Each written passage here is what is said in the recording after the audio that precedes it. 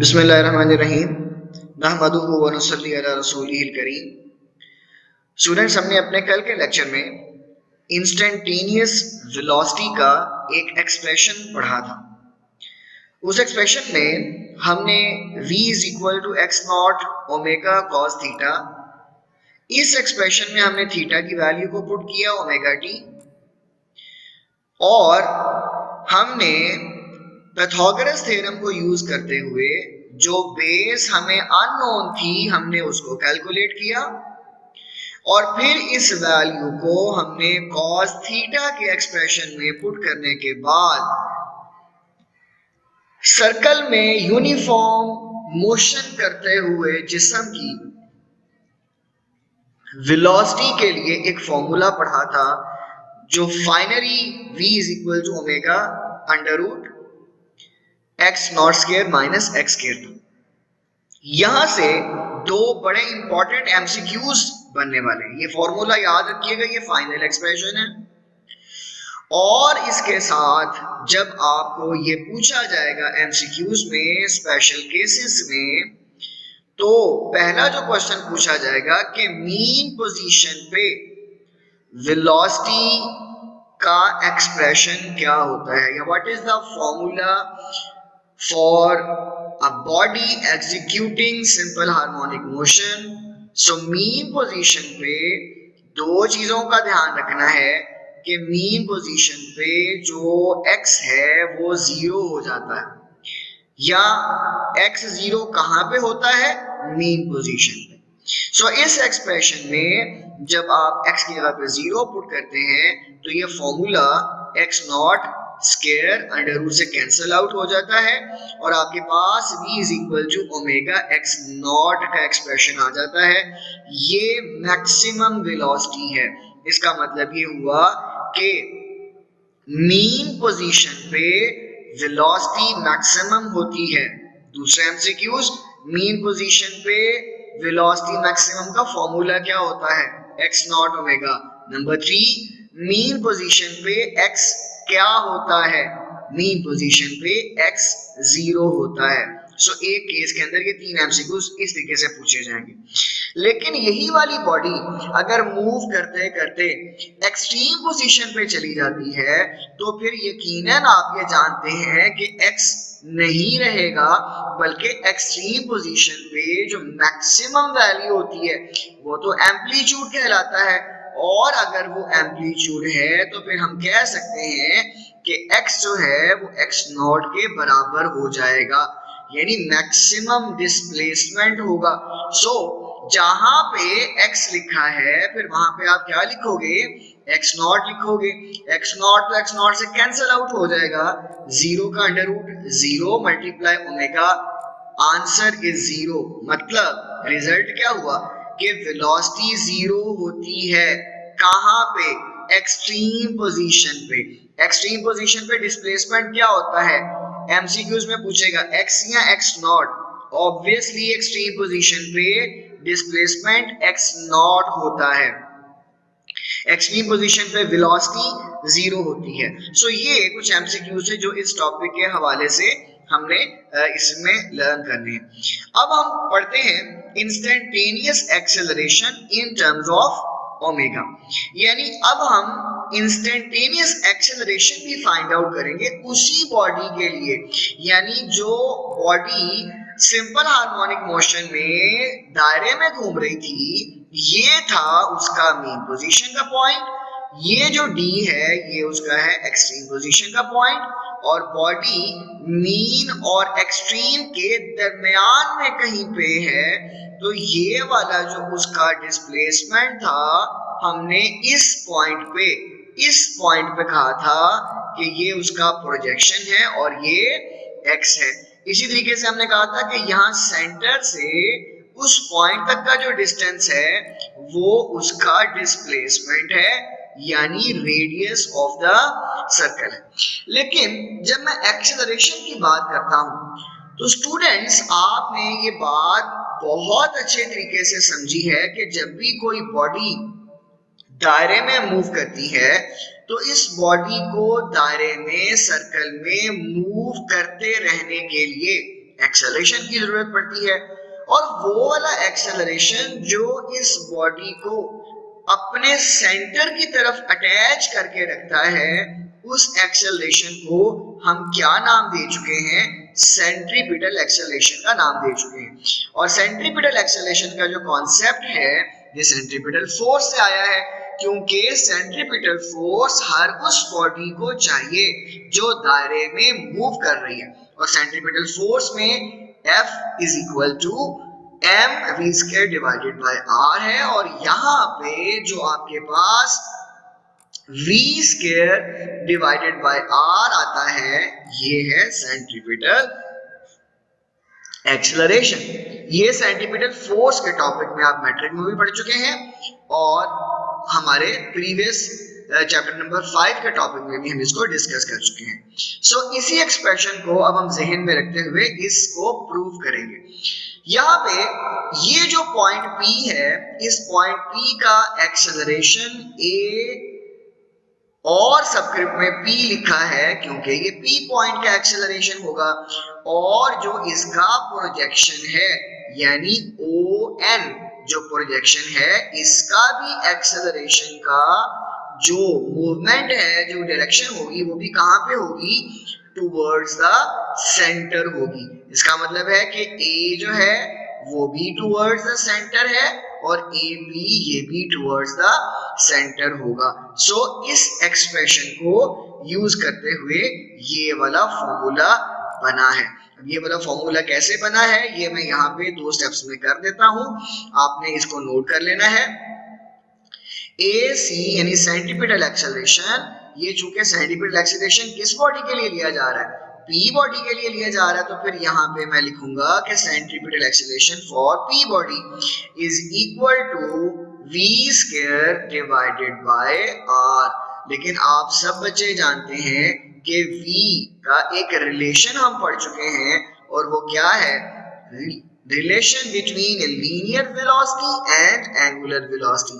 So V is equal to R into omega. So मैंने V की जगह पे इसका फॉर्मूला पुट कर दिया, और ऊपर स्केयर है तो इसका हम यहाँ पे स्केयर भी कर देंगे, होल डिवाइडेड बाय R। अब यहाँ से जब स्केयर को ओपन करूंगा तो मेरे पास यहाँ पे एक्सप्रेशन बन जाएगा R square into omega square and whole divided by R। अभी जो नीचे वाला R आपको नजर आ रहा है, ये वाला R इस एक स्केयर से कैंसिल आउट हो जाएगा। सो आपके पास जो एक्सेलरेशन का एक्सप्रेशन बनेगा that will be AP is equal to R into omega square. लेकिन हम जिस सेंटर के रेडियस यानी सर्कल के रेडियस की बात कर रहे हैं उसका रेडियस किसके बराबर है? वो तो x0 के बराबर नहीं है। तो फिर ये इक्वेशन फाइनली डेवलप हो जाएगी AP is equal to x0, क्योंकि radius of the circle x0 है और वो r के बराबर है, लिहाजा हमने r की जगह पे उसकी वैल्यू को पुट कर दिया। तो ये वाला वो एक्सप्रेशन आ गया जहां से हम अपना टॉपिक स्टार्ट करेंगे। लेकिन उससे पहले जो ये वाले स्टेप्स हैं ये आप लिख सकते हैं, आपको याद होना चाहिए कि ये फॉर्मूला कैसे डेवलप हुआ। अब यहाँ पे ये वाला हमने एक्सप्रेशन जो है वो यूटिलाइज कर लिया। अब ये जो आपको यहाँ पे एक ट्रायंगल नजर आ रही है, मैं इस ट्रायंगल को यहाँ से अलग उठाता हूँ और मैं इस ट्रायंगल को यहाँ नीचे बना रहा हूँ। सो ये देखिएगा ये वही वाली ट्रायंगल है जो मैंने वहां से उठाई और यहाँ पे नीचे बना ली। ये x0 हकीकत में एक्सेलरेशन को भी रिप्रेजेंट करता है, और उस P पॉइंट का एक्सेलरेशन कहाँ है? Towards the mean position, towards the centre of the circle. और जो प्रोजेक्शन बन रहा है वो प्रोजेक्शन भी कहाँ पे बना रहा है एक्सेलरेशन? उसकी डायरेक्शन भी towards the centre of the circle है। अब इस इक्वेशन में दोबारा से क्या बनाएंगे? हम दोबारा से साइन थीटा की रेशो बनाएंगे, और साइन थीटा आप सबको पता है कि वो किसके बराबर होता है? Perpendicular divided by hypotenuse. So perpendicular आप सबको पता है क्या है? That is G, that is ON, और ओ एन जो है वो आपके पास किसके इक्वल आ रहा है, that is equal to x, और ये किसके इक्वल है, ए के इक्वल है। तो सबसे पहले हम इसको इन टर्म्स ऑफ एक्सेलरेशन देख लेते हैं। सो थीटा के सामने वाली साइड परपेंडिकुलर और हाइपोटेनस क्या आ रहा है आपके पास, दैट इज ए पी। सो यहाँ पे आ गया ए पी। अब यहां से अगर मैं a की वैल्यू लेना चाहूं तो ये बन जाएगा A P into sine theta. लेकिन ए पी की वैल्यू तो आपको पता है वो क्या है, वो तो है एक्स नॉट ओमेगा स्क्वायर। तो मैंने ए पी की जगह पे x not omega square put कर दिया। अब साइन थीटा जो है इसको हमने फाइंड आउट करना है इन टर्म्स ऑफ डिस्प्लेसमेंट। तो इन टर्म्स ऑफ डिस्प्लेसमेंट के लिए वही वाला एक्सप्रेशन दोबारा से यूटिलाइज करते हैं कि आपके पास जो साइन थीटा है वो बराबर होता है perpendicular divided by hypotenuse. Perpendicular अब इस दफा डिस्प्लेसमेंट के लिए क्या निकलेगा, x, और जो हाइपोटेनस है वो क्या आएगा, radius of the circle that is x naught. So ये आ गया x और साथ में क्या आ गया, x नॉट। अब ये वाला जो एक्सप्रेशन है ये आपने यहाँ पुट करना है इस इक्वेशन में साइन थीटा की जगह पे। तो जब यहाँ पे पुट करेंगे तो यहाँ पे ये स्टेप नहीं हुआ हुआ, मैं यहाँ पे कर देता हूँ, ये स्टेप आप नोट कर लीजिएगा। a is equal to x not omega square, और इसके साथ हमारे पास जो साइन थीटा है उसकी क्या एक्सप्रेशन हमारे पास जनरेट हुई है, that is x divided by x not. अब ये वाला जो x नॉट है, ये वाला x नॉट इस x नॉट से कैंसिल आउट हो जाएगा। तो आपके पास यहाँ पे जो एक्सप्रेशन आएगा, this will be a is equal to x into omega square. अब यहाँ पे अगर मैं ये कहूँ कि ये हमारे पास एंगुलर फ्रीक्वेंसी यानी एंगुलर वेलोसिटी सॉरी जो है, अगर ये यूनिफॉर्म है, ये कांस्टेंट है, ये चेंज नहीं हो रही है, तो फिर हम ये कह सकते हैं कि a जो है वो किसके बराबर है, that is equal to constant और साथ में क्या आ जाएगा, डिस्प्लेसमेंट। ये चूंकि डिस्प्लेसमेंट एक वेक्टर क्वांटिटी होती है इसीलिए हमने इसके ऊपर ये एरो यानी वेक्टर साइन शो किया हुआ है। सो एक्सेलरेशन भी एक वेक्टर क्वांटिटी है और डिस्प्लेसमेंट भी एक वेक्टर क्वांटिटी है। यहां से जब कांस्टेंट और इक्वालिटी को खत्म करेंगे तो आप सबको पता है, यहाँ पे करेक्शन कर लीजिएगा नोट्स में, यहाँ पे डायरेक्टली प्रोपोर्शनल साइन आता है जब भी आप इक्वालिटी और कांस्टेंट को खत्म करते हो। अब आप कहेंगे सर ये नेगेटिव साइन कहां से आ गया, बेटा नेगेटिव साइन सिर्फ और सिर्फ ये आपको शो कर रहा है कि जो एक्सेलरेशन है ये कौन सा है, सेंट्रीपिटल एक्सेलरेशन, और इसकी जो डायरेक्शन है वो हमेशा कहां पे होगी, towards the centre of the circle. तो ये वाला जो एक्सप्रेशन है आपको याद होगा कि ये वाला एक्सप्रेशन तो आप ऑलरेडी पढ़ चुके हो, बिल्कुल सही। ये आपने 10th में सिंपल हार्मोनिक मोशन में ये एक्सप्रेशन पढ़ा था और वहां पे भी आपने ये कहा था कि किसी सिंपल हार्मोनिक बॉडी का डिस्प्लेसमेंट जितना ज्यादा करते जाएंगे उसमें एक्सेलरेशन उतना ही ज्यादा होता जाएगा, और डिस्प्लेसमेंट जितना कम होगा उस बॉडी में एक्सेलरेशन भी उतना ही कम होगा। ये डायरेक्टली प्रोपोर्शनल हो गए, लेकिन एक बात हमेशा याद रखनी है कि इसका जो एक्सेलरेशन होता है उसकी डायरेक्शन हमेशा टुवर्ड्स द मीन पोजीशन होती है। यानी अगर आपके पास यूं कहा जाए कि a और x दोनों आपस में ऑपोजिट साइन रखते हैं। सो ये जो रिलेशन है, this relation shows that acceleration is proportional to the displacement, और इसकी डायरेक्शन हमेशा टुवर्ड्स द मीन पोजीशन होती है, जो ये प्रूव करता है कि ये सिंपल हार्मोनिक मोशन है। तो कोई भी बॉडी, कोई भी ऑब्जेक्ट जो सिंपल हार्मोनिक मोशन करेगा उसको जैसे ही अपनी मीन पोजीशन से डिस्प्लेस करोगे वो फौरन अपनी मीन पोजीशन की तरफ मूव करेगा, एक्सट्रीम पे जाएगा तो एक्सट्रीम से दोबारा फिर मीन पे आएगा। इसका मतलब यह है कि एक्सेलरेशन की डायरेक्शन हमेशा टुवर्ड्स द मीन पोजीशन होती है। लिहाजा किसी भी मोशन ऑफ द प्रोजेक्शन जो कि पार्टिकल मूव कर रहा है सर्कुलर पाथ में, वो बहुत सिंपल होती है। अब इसका जो स्पेशल केस है वो क्या है, एक्सेलरेशन कहाँ पे मैक्सिमम होगा और एक्सेलरेशन कहाँ पे मिनिमम होगा। अब यही वाला जो हमने अभी जो फाइनल एक्सप्रेशन पढ़ा है, अब यहाँ पे हमने नेगेटिव साइन नहीं लिखा तो कंफ्यूज नहीं हो जाना, क्योंकि नेगेटिव साइन सिर्फ और सिर्फ डायरेक्शन को बताता है एक्सेलरेशन की, बाकी ये formula as it is use किया जाएगा। अब यहाँ पे हमने अभी पढ़ा कि मीन पोजीशन पे आपके पास जो x है वो क्या हो जाता है, मीन पोजीशन पे x 0 हो जाता है। अगर मीन पोजीशन पे x 0 है तो फिर मीन पोजीशन पे आपके पास जो एक्सेलरेशन की वैल्यू आएगी वो क्या आएगी, 0 आएगी। ये बहुत इंपॉर्टेंट एमसीक्यूज है। ये भी आपने याद रखना है, जैसे हमने इंस्टेंटेनियस वेलोसिटी में पढ़ा, ये वाला एमसीक्यूज भी आपको अच्छे तरीके से याद होना चाहिए कि एक्सेलरेशन मीन पोजीशन पे 0 होता है। इसी तरीके से एक्सट्रीम पोजीशन की अगर हम बात करें कि x जो है वो x नॉट के बराबर है, तो फिर यहाँ पे आपको पता है कि जहां पे x लिखा है वहां पे हमने इसको x नॉट से रिप्लेस कर देना है। तो जब x नॉट से रिप्लेस करेंगे तो a किसके बराबर आ जाएगा, x नॉट ओमेगा स्क्वायर। तो आपसे ये भी पूछा जा सकता है what is the acceleration of simple harmonic body, what is the formula? So a is equal to x naught omega square. This is the maximum value of the acceleration.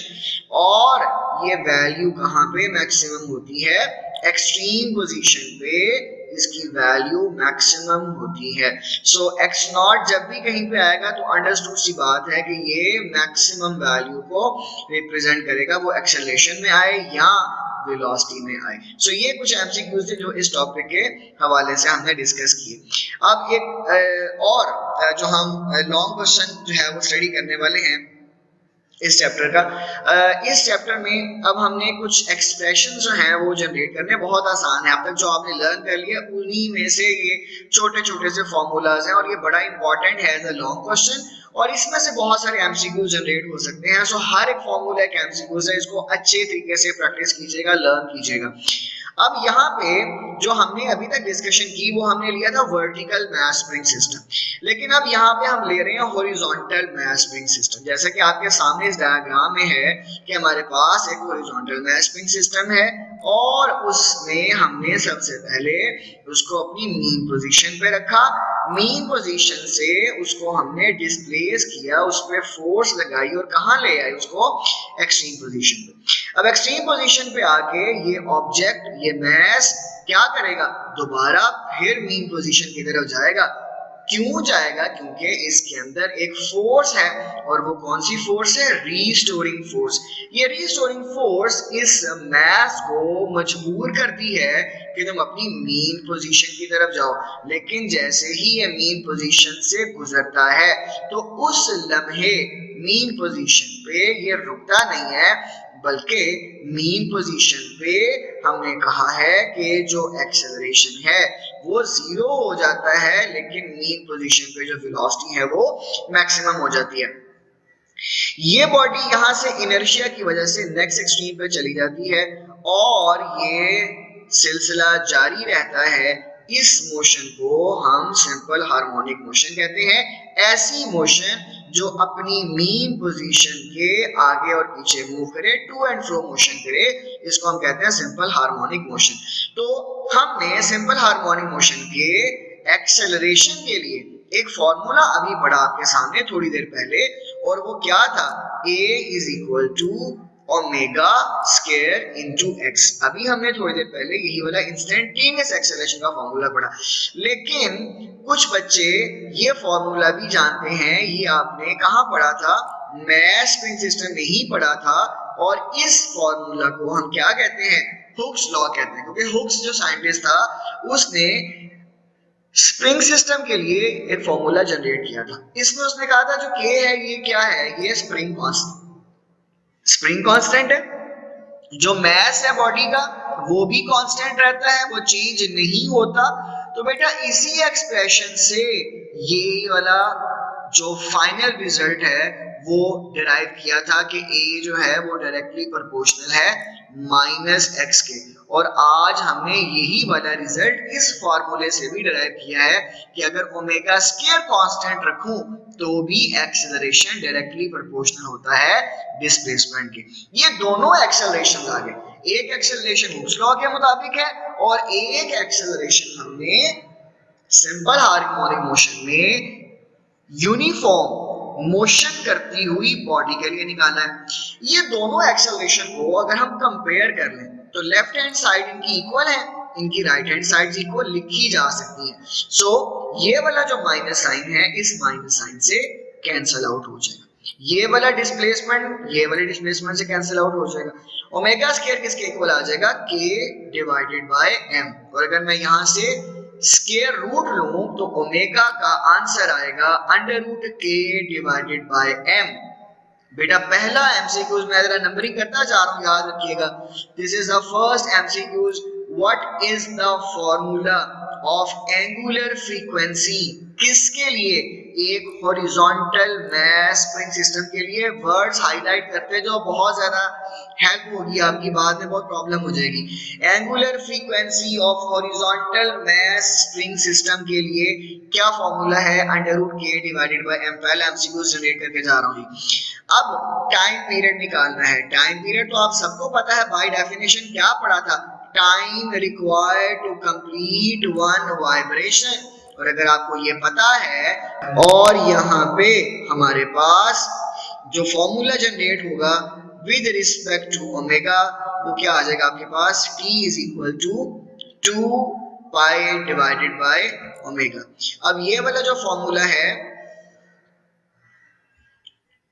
इस फॉर्मूले को आप भी समझ सकते हैं कि ओमेगा जो है ये किसके बराबर होता है, that is equal to 2 pi and f।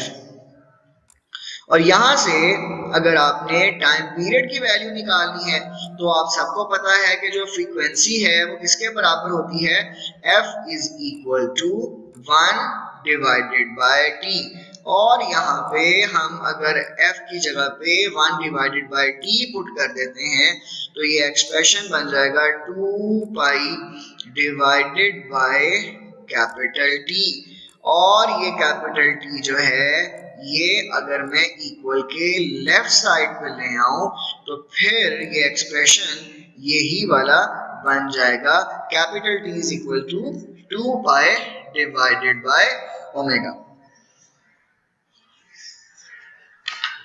अब यहाँ पे जो ओमेगा है इसकी वैल्यू तो पता है आपको मैस स्प्रिंग सिस्टम के लिए कितनी है, that is under root k divided by m। तो चलिए इसकी वैल्यू पुट कर देते हैं।